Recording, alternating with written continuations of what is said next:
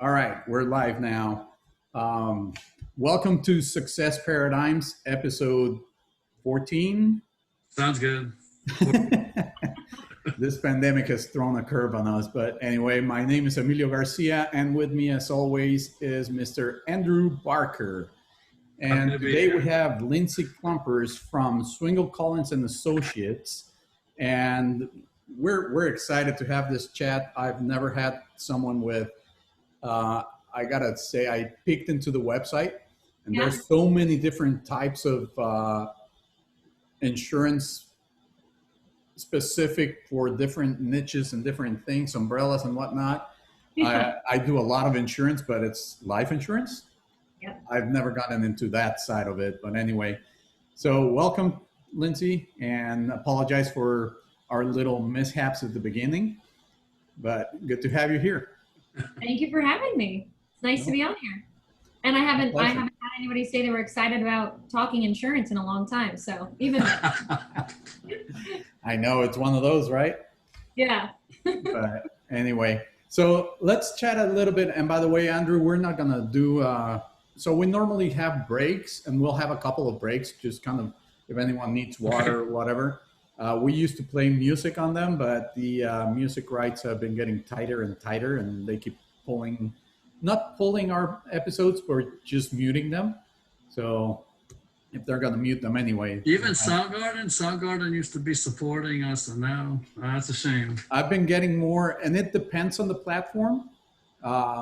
Sometimes it's Facebook, sometimes it's YouTube. All right, it's just not worth it then. Okay. Someone is, unless you start playing your own music, and I don't have that act in my little toolkit, it's not going to work. Yeah. So anyway, All right. Lindsay, tell us a little bit. Let's start with just a casual conversation. And we were talking just a little bit earlier. You're from Indianapolis. I am. And Yeah. tell us a little bit more about that. Sure. So born and raised Indianapolis. I moved down to Texas.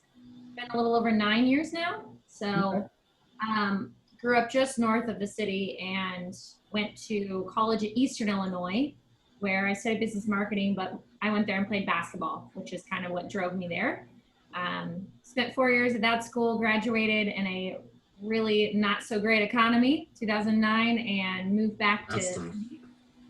yeah, it was really fun. It was a great adventure. So trying to figure out what I wanted to use that degree for was a little bit of a challenge. And turns out my dad, his dad, they were both in insurance. And so I didn't know much about it, but they had an opening for marketing for Indiana, and I thought I'd give it a shot.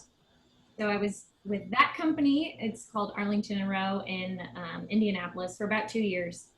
And that was when you guys had the Super Bowl here, with all the ice storms. Yeah, that was my last winter up north. It was equally terrible, if not longer and worse there.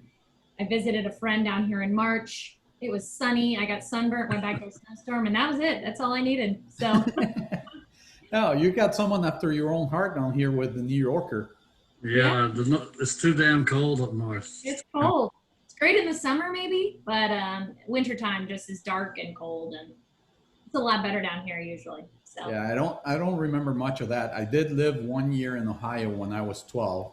So Okay. that was about 3 years ago. Yeah.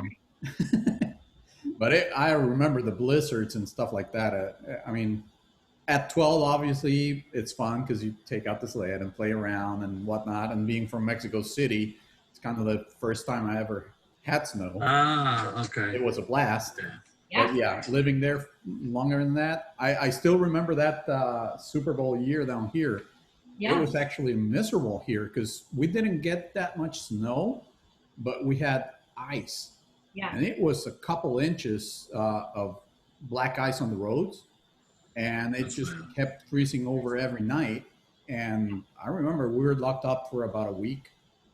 And of course, no one here is prepared. It was that bad up north. I mean, it was just all across. And what was interesting is, so I'm in Indianapolis. The Super Bowl's here. The following year it was in Indianapolis, and there was a ton of criticism about the potential weather hazards and things like that. When it ended up being 55 to 60, sunny the whole time. I mean, just funny. And I left. I'm here, and the Super Bowl's at home. All my friends are going, so my timing wasn't the best, but it's okay. Hey, it worked out. Yeah. So you're about a year from being an honorary Texan, I hear. Yeah. That's what they told me. Once you get to Yeah, 10. 10 years. Yeah, I'm really close. I mean, less than a year at this point. So, but it's been really good. I didn't expect, I don't think, to stay this long, but the economy's great. People are great. You can travel very easily. There's just a lot going on. And personally, I like the weather a lot better. So, so it Hey, sucked me. that's a winning combination. Yeah. Very So, cool. Lindsay, so you were never planning on insurance, though it runs in the family. Is that right? Yes. I found that, yes, it technically Okay, runs. so but I don't- you went to undergrad thinking marketing, right? Yes. And then you graduate, and yeah, it was a really bad year economically, job market, just et cetera, et cetera. So I just want to see where you're you're going with taking us this. from there.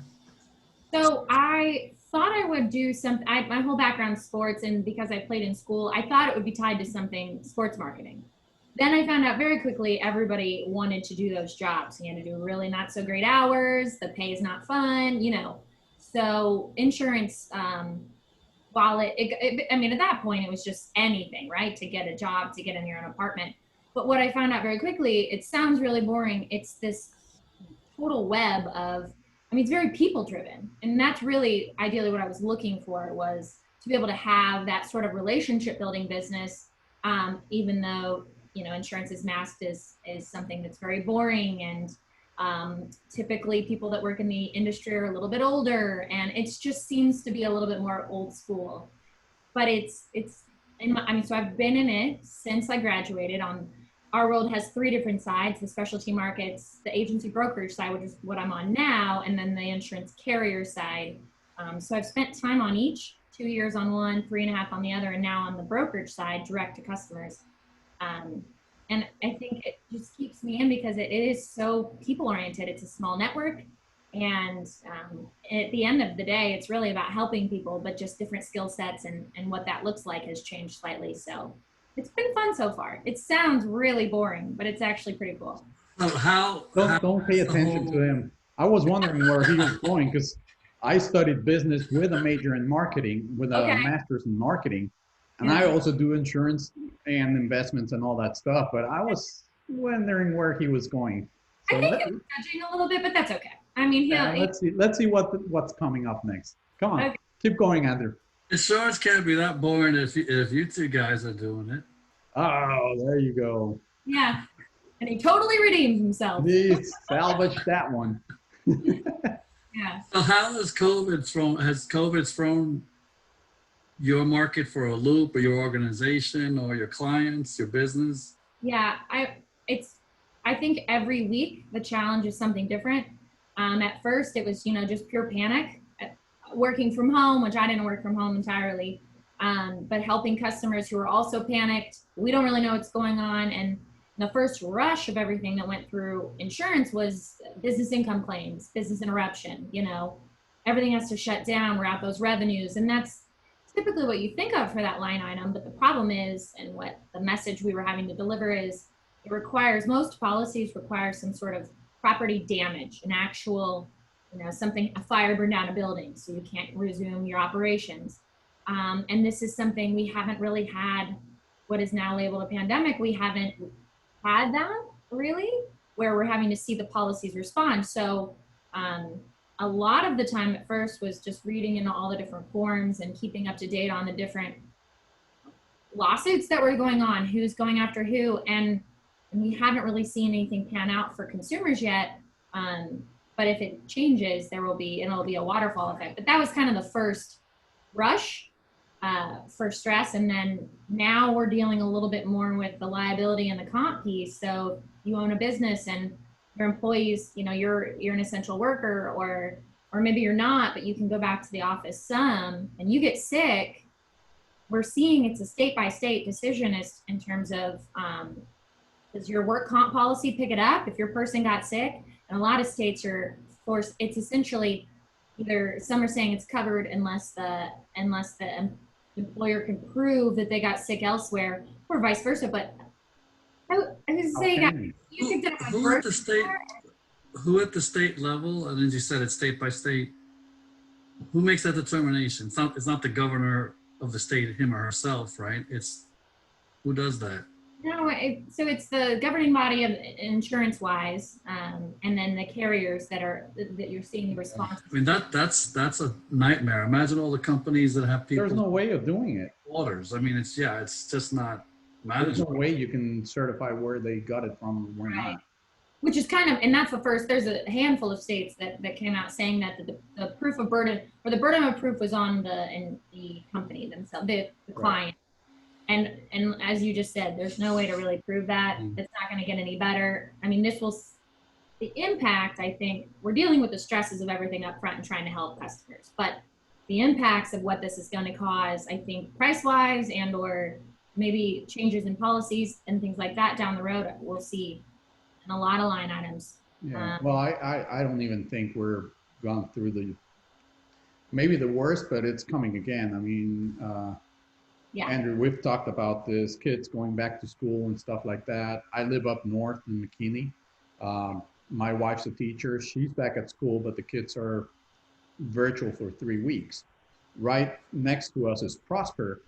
Prosper went back full, and I think they lasted 2 days before they went back to virtual because they started having cases pop here and there. And I mean, we joke about it because my wife's a teacher, but we all say, hey, this is going to probably go back to school. I think it's in 2 weeks, not this week, not next week, but the following one, because it's 3 weeks virtual. And we're all saying you're going to go back face to face for 3 weeks, and then you're going to be out until January. What are you saying? And pardon me, Lindsay, but this does tie into your specialty and your profession. Sure. Sports, teenage sports or young adult sports. I mean, baseball, taekwondo. I walk my dogs every day, and many days I see softball, baseball, soccer, or as they call it here, soccer in India, not football. So what's going on with that? So classroom setting is high risk, but I guess sports aren't because they're outdoors. Sports is face to face, but I mean, there's companies that know more about the. I mean, Google's already told people not to come back until January, back to the offices. I got a friend at PepsiCo. He's been told the same thing. We're not going back to the office until January. It's a lot of different things. I just don't think we're ready. And by the way, I can get you probably a potential client, Lindsay, because I went to, my wife and I went to dinner over the weekend to a sushi place in Legacy West. And which one, dude? I don't know. Later on, I just drive and they tell me where to go. No, but the big thing is, I just can't imagine how those places are open, because this restaurant was half restaurant, half bar. And the restaurant part was good with social distancing and get your mask on when you walk around and whatnot. But if you wanted to go to a restroom, you had to go across the bar. I went to the restroom and I was like, holy crap, I'm going to hold it. It was packed and there was not a single person that had a mask on. And you had to push your way through. Can't you just stick a straw up under the mask? That would, or does that no, no one had a mask. It wasn't like 2 or 3 people had taken. Oh, they weren't even trying. They weren't even trying. They actually looked at you like funny, like, what are you doing with a mask? I'm like, dude, this is crazy. I mean, so one life person insurance in there can get all of them again, and it just goes crazy. So life insurance premiums will go up, whereas car insurance, auto insurance premiums are going down. We are seeing a decrease for the first time in a long time. Auto was grossly underpriced for a while. Of both. I'm never going to agree with you on that, as you know, but okay. No, I know. No, if you especially in Texas when it's an at-fault state, I hate that. Well, yeah. I mean, I'm talking like, 5 years ago when I was at a different agency then, but I mean, we're talking and this is for business auto. You'll feel it on the personal auto too. I know I feel it that way as well. But we aren't necessarily seeing decreases. We're just seeing much less significant increases and or flat renewals on some because there's a lot less activity on the road. So it has actually been helpful. But I mean, distracted driving and the cell phones are killing the auto rates and the increases on things like that. Oh, they're killing people. It's bad. Rant, but right over here on Mandarin Way in broad daylight, including once Emilio on the way to the Latin America Happy Hour networker. Yeah, it's at rush hour, people driving on their phones and are literally sending people to the hospital and killing them. It's while they're sober. This is distinct from drunk driving, right? Yeah. Sure. Distracted driving is out of control. Something else too, so my Collins, we have different divisions. We have a specialty personal lines division, which I'm not part of. I'm on the commercial side of things, so all the business insurance. We also have a benefits team who does a stellar job, but they've seen flat renewals, which they haven't delivered in the last like 8 or 9 years, they said. But it makes sense if you think about it because there's less people going to the doctor. If you're not going for something more an emergent case, or I mean, you can go some, but people aren't going. They're not leaving their house, that kind of thing. There's a lot less claims activity. So this is, I guess, a positive of it, but something that I was interested to hear, at our. But health insurance is still going up. Well, but health insurance there's going up some, but I mean, we've actually seen less from what they tell me, because I don't specialize in that side of things. Right. There is less increases, even if we're delivering increases. It's been a little. Yeah, bit. it's more on the individual side where we get all the hits.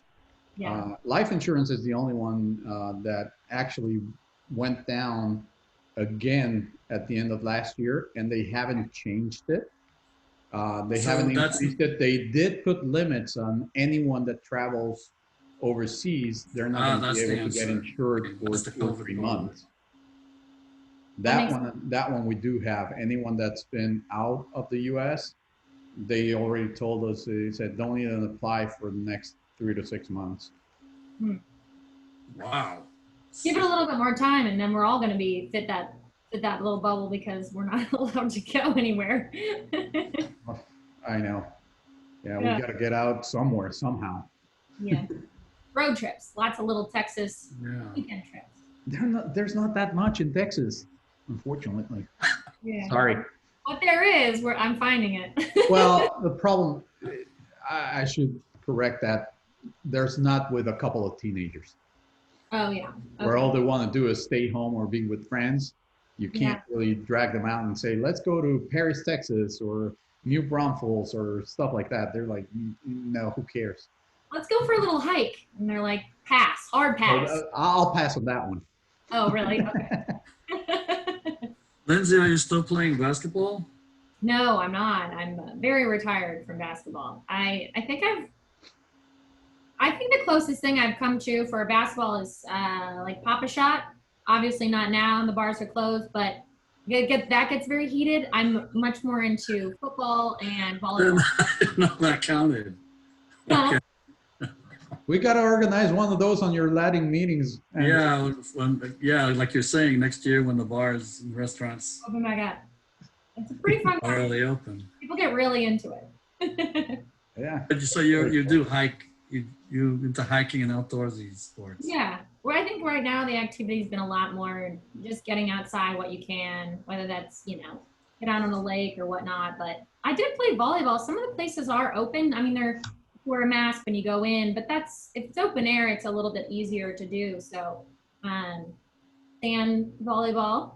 I've been subbing for some teams on Mondays, and then the charity football league that I'm a part of, BBB Dallas, which is raising money and for Alzheimer's. That game normally is in the Cotton Bowl in August. This year it was kind of canceled, but they're still, raising funds. But that's a total blast too. So I keep busy, just not that. Yeah. So COVID and insurance, I mean the hacking of systems in general is out of control. Mm-hmm. And there's been more fraud and hacking related to COVID, right? I mean, the hackers, the bad guys take advantage of anything they can. Correct. What are you seeing in terms of small businesses being able to protect themselves through insurance Sure. that kind of risk. Because a couple of years ago, 3 years ago, was the Me Too risk, Mm. which so many small, small businesses, middle market businesses weren't even aware of. And then they find out they had no coverage for it. And now COVID is driving this whole new spike in fraud and hacking kind of activity and attacks on the same market. How can these kind of companies protect themselves? Sure. So you're absolutely right. The employment practices liability is the policy you're referring to for #MeToo.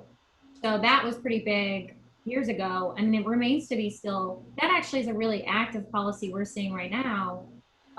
When companies are having to let employees go, we've seen a lot of claim activity and lawsuits to do with that. Oh, I got let go because I'm a girl, or I got whatever, when it's really just a matter of downsizing because of the current situation. But that's still a policy that we're really talking to all our employees about. It's more so just, making sure that you have the policies and procedures documented and that you're doing all that. But you're right, the cyber liability attacks are what we're seeing a ton of right now. Something I'm recommending, have been recommending, but continue to recommend to all of our customers.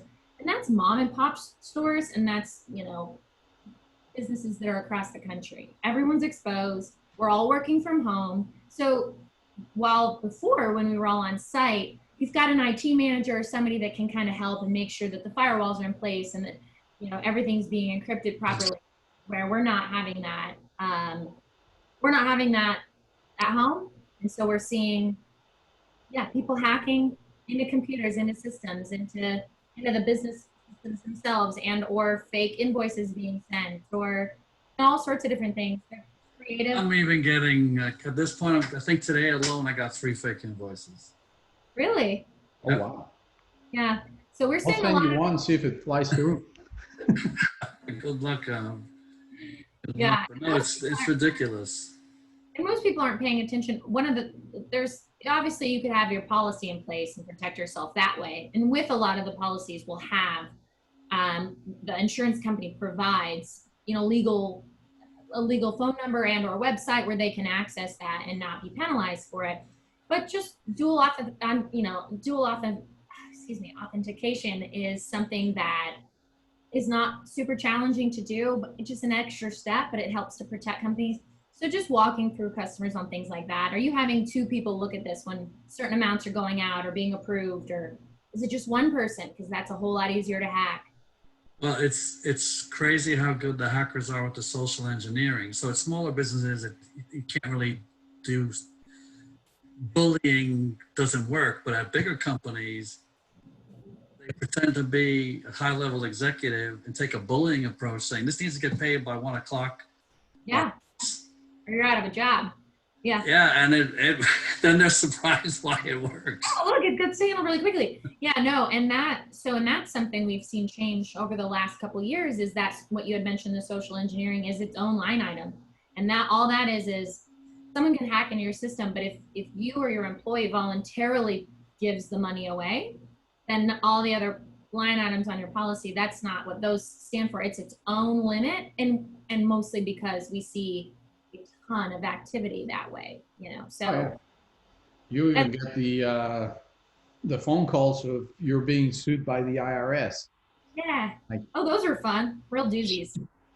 Yeah. So But I'm sure they work on some people. They do. Oh, they were the scary thing about that kind of, now that everything's sort of blending together in today's world and society, but that kind of hacking, social engineering, fraud, it's electronic fraud being done by the old-fashioned telephone, but it's still fraud, right? Is that it works better on typically, sadly, really young people and really old people. Yeah.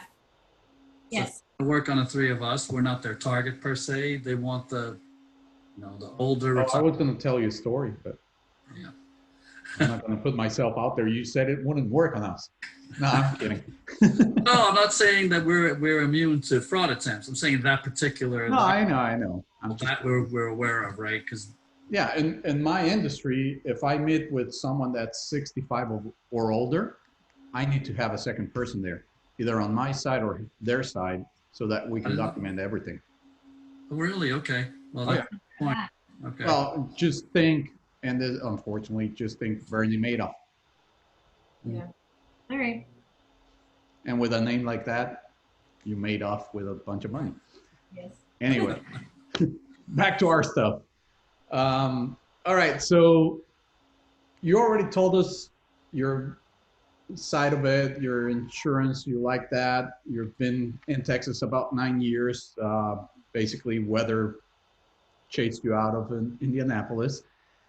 So, and it sounds like at some point, some of the mentors in your life were your dad and your grandpa, because they were also in insurance, and that's where you ended up. My side, if I had listened to them, I would be a chemical engineer, which no, that wouldn't have worked. So tell us a little bit more about that. Sure. So I think it was pretty neat starting out and having some, two folks that close. My grandpa was a little bit more out. He was already retired by the time I was into the workforce. So hearing his stories were fun. And then at the time, I was calling on agencies that actually used to work with him. So Kluempers is not a super common name. So I'm usually, related to someone if that's the name. So I did run into a lot, and it kind of just emphasized the relationship piece of the business. But I think my dad, when I first started, there's a lot of, I'm sure anybody that's tried to talk, property and casualty insurance when they created whatever they created back in the day over in London, they've just taken the regular English language, translated it into something that most people don't know what any of it means. It's like code, which is frustrating for a lot of people. But I remember asking a couple questions when I first started. There's apps in our world called Accord forms. And I remember going in and being like, I don't know, they requested an Accord form. And he was like, shut the door. Shut the door. He's like, don't ever pronounce it that way again. People will make fun of you. All right, let's go through a list of things not to say. So I think it was fun to have that, and he's done well in his position. So just getting some insight and someone that can kind of help guide was nice. Lots of my other mentor pieces came from, I think, other companies or even other folks internally. There's not a lot of women in upper management in my world. It's still very male driven. And so in the different companies I worked for, finding those role models have been really helpful, and continue to be helpful. Not that I haven't had wonderful mentors that are males, but on both of the companies that I worked for prior, and the one I have here, we have a strong female presence. I think that that's helpful in navigating. And then I still talk to some mentors that I had playing sports. It's all the same. It's just different. Might not be playing basketball anymore, but the effort, the input, things like that, how to handle situations, different leadership items, like those all translate the exact same. So, Yeah. At the end of the day, it's people skills. It is people being able to source from people that have gone through the same situations and not having to. I don't want to learn everything through my own experiences every time. It'd be pain. So. Yes. Yes. Learning from others' mistakes or other situations has been helpful as well, especially in, you can never know enough. There's always different situations, everything coming up and popping up. So is your organization, is your industry sort of well positioned for all the craziness we've been talking about, whatever might be coming in the next 12 months? Or is there some kind of, I don't know, it wouldn't be restructuring, but sort of reevaluating, and I hate the term pivot because it's been overused, but everyone knows what it means. Yeah.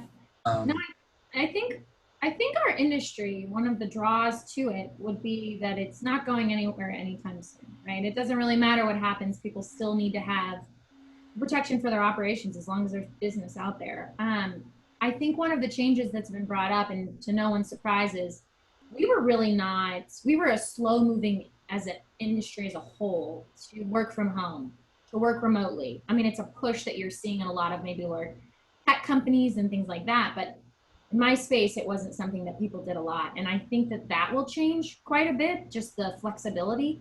I think that in itself will help to bring, there's a large gap of new faces that we need to bring in, and how to get in new talent for our space. And I think that will be a positive for us, that we've had to adapt whether people wanted to or not, So But in terms of the actual coverage, I think you'll see we're constantly changing, adding endorsements, and that's our process is how I knew it before was going in, getting information. I've told this to Andrew, and he's actually experienced it with me, but going in, pulling information, providing a quote. We're 15% cheaper. Do you want to come to us? But the problem is the policies are in that lingo that no one understands. So you have no idea what you're comparing. You could be comparing apples to pizza. You have no idea, and you're just trying to satisfy insurance requirements and put it, to the side. So the approach that my agency takes is really understanding the forms and coverage and explaining it in a way that business owners get and helping them buy insurance. And so I think that'll only continue to go as that first one that you and I worked on, it was a doozy. Worst case scenario where they were overpaying and underinsured, so it's like worst of all possible worlds. And then but that's common, actually. Very it's common, but it frustrates me. I think it shouldn't be, right? Because imagine those, we're talking business insurance here, or life insurance in the case of families. You think you're insured, then when you really need it, you find out you're not. Yeah. And you get a double whammy because now you go to understand it and then find out not only weren't you insured. And that's where I got to kind of step on the limb here. And the problem is, it's in such a language that no one understands, that if you get an unscrupulous agent, he'll go for premium. Because that's where, guys, that's where we get paid. Unscrupulous. And how about you've got buyers, business owners are busy, they're overwhelmed, perhaps even intimidated, right? And if you combine that, not even with unscrupulous, it's just say lazy, right? A lazy person on the other side, service provider, can also have it happen, right? Because I was saying, it's often the approach is, I just want to minimize this and be covered. Yeah. But what Lindsay is expert at and provided a lot of value in this case about a couple of years ago was that we got a better price than they were paying, and now they were really well protected. They have the coverage for everything related to e-commerce and electronic trade. They had coverage for everything that could arise related to any kind of Me Too accusal, right? Mm-hmm. We looked at things related to, an international business also needs to look a little bit more at things related to that side of things, travel, and other things related to international trade and business and services. So then they start seeing that, wait a second, it's not just quote unquote insurance, right? Because everyone's thinking of the simple stuff like the car we talked about earlier, automobile insurance, at least we can sort of understand it, right? Yeah. But then they also feel, then they sleep better because they know they actually are insured. And they see the value. It's easy to see some of the value or the value they're getting from the insurance, whereas otherwise it's just a generic piece of paper. Yeah. And they do it every year, and you only find out if something's not done well in the time when you need it, and that's the worst case scenario. And I think to add to it, it's in my experience, so maybe not everybody's, but a lot of the times it's not necessarily that the agents are intentionally doing it. Yes, you'll see those out. A lot of them don't know how to read the policy forms and to interpret it the way that they need to. So that's scary too. Whoa. Well. Yeah. Yes, but there's just a lot out there that you need to keep up on, but once you get past it, it's fun. It's fun. It makes it not just numbers and not just money, premium in terms of like the rate. You can break it all down and you can really help people, which has been fun. So. Yeah, I do realize that as well. 9 out of 10 times, people don't even know what they have. No, they don't. And it's not fun. It's not like they don't enjoy digging into it. But if you do it right the first time, then you don't really have to do a whole lot after. You just have to kind of maintain. But that's the problem is. Well, one thing that I always do make them do is once they get, especially, if it's just a term policy, then that's an easy one. But if they get into more on the investments or permanent or anything more complicated, when I deliver the policy, I always make them take notes of the top 5 things on the cover page. Just that when they open it up again, it's like, oh, yeah, that's right. These things, he said these are really important. I Yeah. should probably familiarize. That's smart. Yeah. Yeah, because otherwise, I mean, again, I'm in the industry, and every year, my wife gets a new offer from the school for health insurance. I'm like, oh, God, why don't you just poke needles into my eyes? And I'm in that industry. Just I am just I don't deal with health. We're going through our open enrollment right now, and I'm like, it's like so daunting. I am in the insurance space. So. And I don't do anything with health, and that might be why. I just like mine's PNC. I'm the same way, and I would feel the same way about life. So now I know. Well, that one I can help you with. The okay, other one, not that much.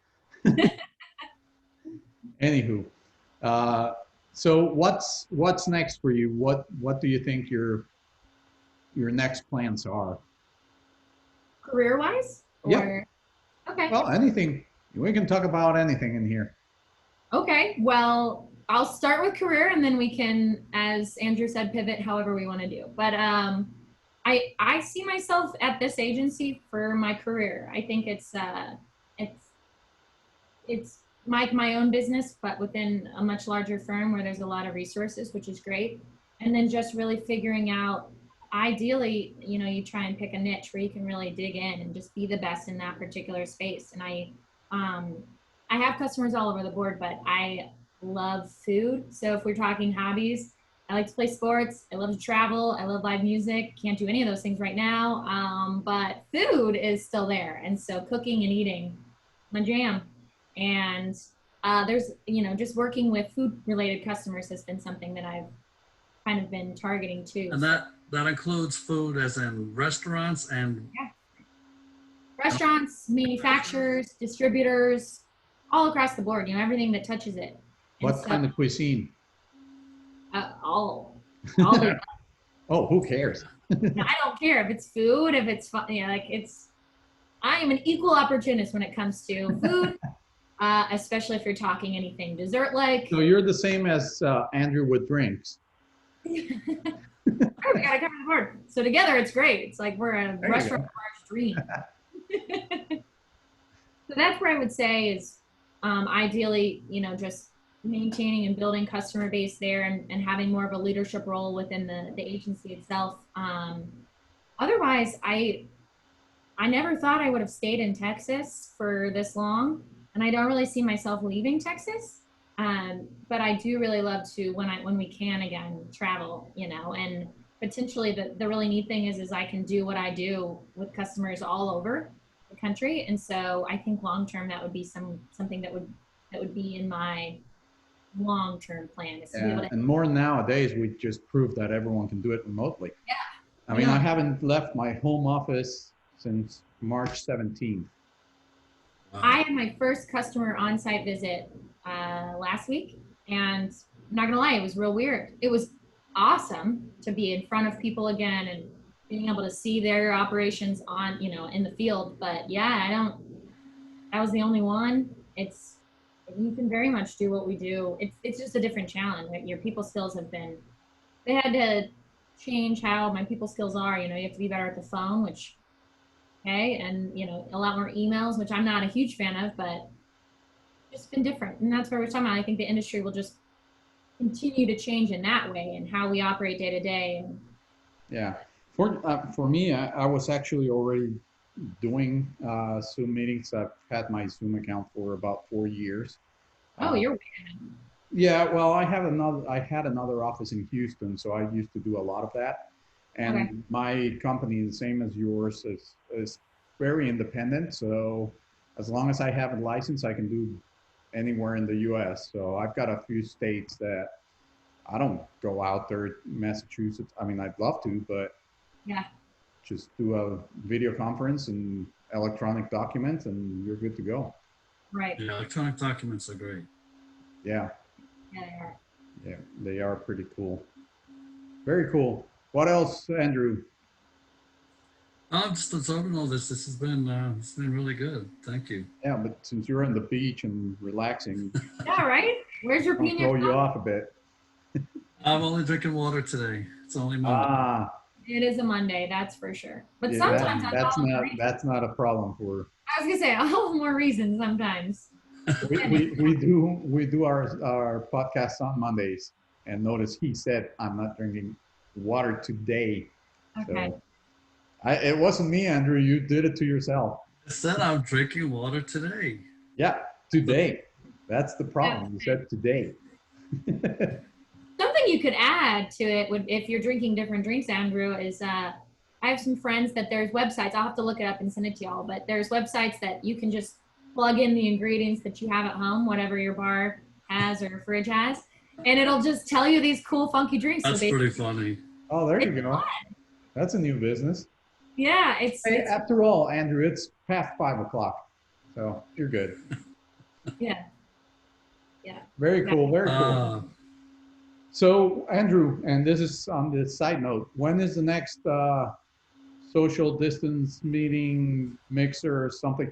You got to do something, even if it's just virtual and we all have to bring our. Yeah, it's that I'm an eternal optimist and just hopelessly full of positive vibes. I'm just keep hoping we'll be able to do an actual in-person, even if it's with masks, networker. I think at this point we're already at the end of August. We'll if we can't do a good old-fashioned face-to-face happy hour networker in September, we'll do a Zoom event in September.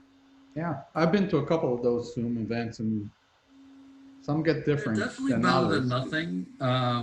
Yeah. This is pretty optimum. 3 people, like we can hear each other. There's not too much noise. Well, I've been on some with 20 people, and it's almost comical, the tiny. See, Yeah. the thing is, what you got to do, Andrew, is, and we'll work on this, but you can actually set up different rooms and break it up in rooms and say, hey, we're doing rooms for 10 minutes, and then we'll come back and remix the room. That sounds like a good approach. Then that way you can kind of mingle between 2 or 3 people, and then come back later and do 2 or 3 different. Yeah, and that's more like how we do it when we all in front of a bar at a restaurant. Yeah, we don't get 20 in a mingle, right? It's that mingling effect. It's not 20 people in a circle all. Sorry? I didn't realize that was an option to separate it into different rooms, but that's really smart. There's a way to do it. I've done it, and so there's different tools, obviously, but Google has it, and I know Zoom has it because it's one of the new features. Because my wife, being a teacher, she teaches in Frisco ISD, but she also did lifelong learning at SMU. And that's where they taught her, you spread them, you break them into rooms, and then they go into their little teams to do the assignment, and then they come back. So there is a way to do it, and that way we can try that next month. You can break a room of 20 into maybe 4 or 5 different groups of 4 or 5, and that way it doesn't get crazy. Right. So we'll have to work on that one. Yeah. We'll get an invite, Lindsay. That sounds. Yeah, I was gonna say, add me to the invite list, please. Yeah, of course. Definitely. Very cool. Well, Lindsay, we'll put the ways of contacting you, and if you have any specials, let us know, because we'll put it up in Facebook and YouTube and everywhere you can get a podcast, so that we can help you out as well if there's anything. But thank you very much for being here. It's been awesome. It's been a lot of fun, and we'll definitely have to have you back at some point. Well, thanks for having me on. It's been fun. It's been great. I enjoyed it. It was fun, guys. Thanks, Andrew. All Thank right. you, guys. This is Bye now. Success Paradigms, Emilio Garcia and Andrew Barker. And today we had Lindsay Kluempers with us, and we'll get you guys more info.